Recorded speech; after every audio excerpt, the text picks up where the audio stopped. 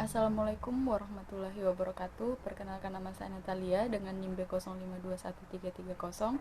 Saya dari program studi administrasi kesehatan Fakultas Ilmu Kesehatan Universitas Sulawesi Barat.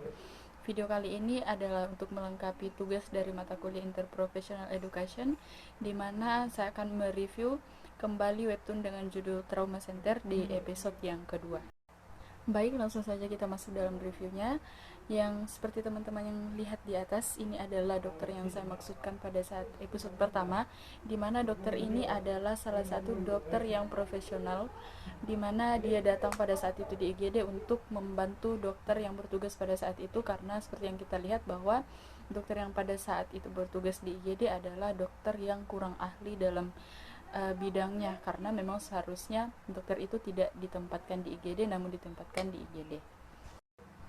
Nah, seperti yang saya katakan sebelumnya bahwa dokter yang pada saat itu tidak ahli bertugas di IGD pada saat itu, seperti percakapan yang ada di atas bahwa dokter pada saat itu adalah dokter proktologis, di mana harusnya dia tidak ditempatkan di IGD.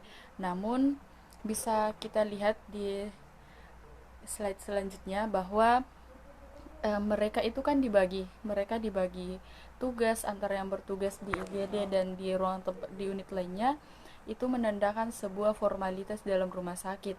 Namun di sini dokter Baek Kang Hyuk mengatakan bahwa ini hanya sebuah formalitas dan itu seharusnya tidak diterapkan di rumah sakit, karena bisa saja berdampak pada keselamatan pasien seperti yang terjadi di episode pertama.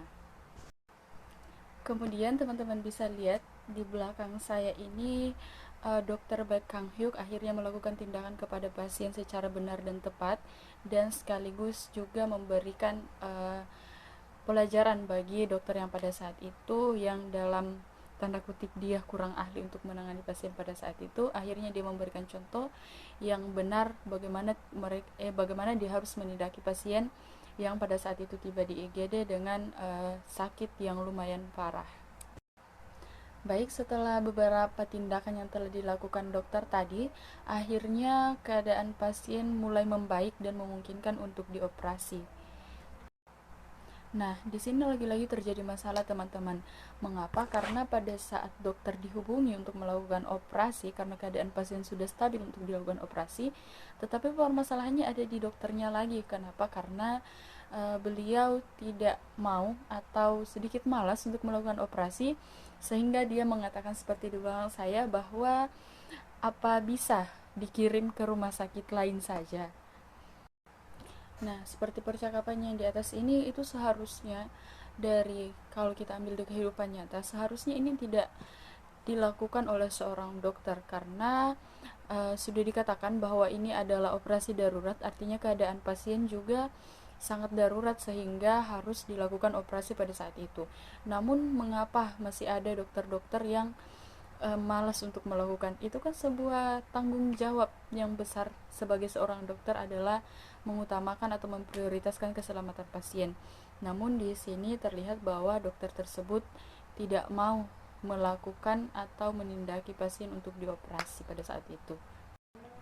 Nah, setelah beberapa lama percakapan dengan berbagai penolakan dari dokter yang harusnya mengoperasi pasien ini, akhirnya dokter Baek Kang Hyuk berbicara langsung dengan dokter tersebut untuk sekiranya secepatnya untuk melakukan tindakan, karena keadaan pasien sudah dalam keadaan darurat. Nah, setelah itu dilakukanlah operasi pada pasien tadi.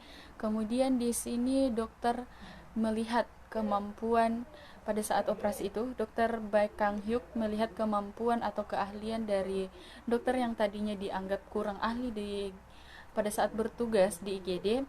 Dokter Baek Kang Hyuk melihat keahlian dokter tersebut, bahwa sebenarnya dia ini punya kemampuan di tempat itu, karena memang pada saat itu sudah terlihat bahwa dokter yang tadinya bertugas di IGD itu harusnya memang bertugas di ruang operasi.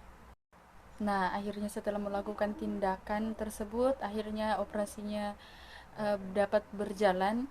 Di sini kita bisa melihat konsep IP-IPC yang ada di dalamnya, di mana ada kerjasama antara dokter Baek Kang Hyuk dan dokter yang tadi bertugas di IGD itu akhirnya dilihatlah kemampuannya pada saat melakukan operasi, bahwa dokter tersebut sebenarnya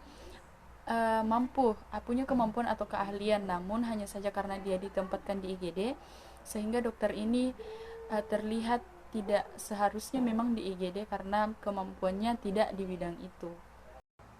Jadi sekian review episode 2 Trauma Center saya kali ini, kurang lebihnya mohon dimaafkan.